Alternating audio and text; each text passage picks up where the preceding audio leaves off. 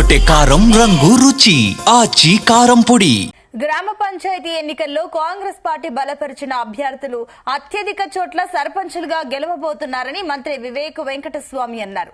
సిద్దిపేట జిల్లా కాంగ్రెస్ పార్టీ కార్యాలయంలో మంత్రి వివేక్ వెంకటస్వామి మీడియాతో మాట్లాడారు. ప్రతి గ్రామంలో కాంగ్రెస్ పార్టీకి ఆదరణ పెరిగిందని తెలిపారు.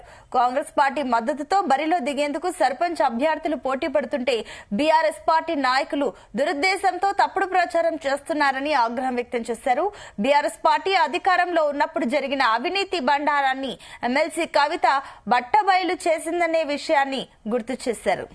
వ్యాప్తంగా ఈ స్థానిక ఎలక్షన్లలో కాంగ్రెస్ పార్టీ స్వీప్ చేస్తుందని ఎక్కడ వెళ్ళినా కానీ ప్రజలందరూ కూడా ప్రజాపాలన బాగుంది, కాంగ్రెస్ ప్రభుత్వం ఏదైతే హామీలు ఇచ్చిందో ఆ హామీలన్నీ కూడా పూర్తిగా చేస్తున్నారు, కాంగ్రెస్ అభ్యర్థులను గెలుపుకుందామని చెప్పి అన్ని చోట్ల కూడా ఇదే చర్చ జరుగుతుంది. మన ముఖ్యమంత్రి గారు హుస్నాబాద్, తర్వాత ఆదిలాబాద్ నేను స్వయంగా అక్కడ చూసినాను. ప్రజల స్పందన అందరూ కూడా మేము చేయి గుర్తు కేసి గెలిపిస్తాం సార్.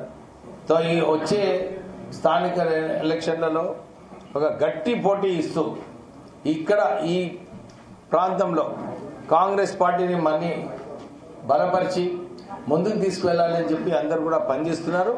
ఈ వచ్చే స్థానిక ఎలక్షన్లలో మంచి మెజారిటీస్తోని కాంగ్రెస్ గెలవబోతుంది.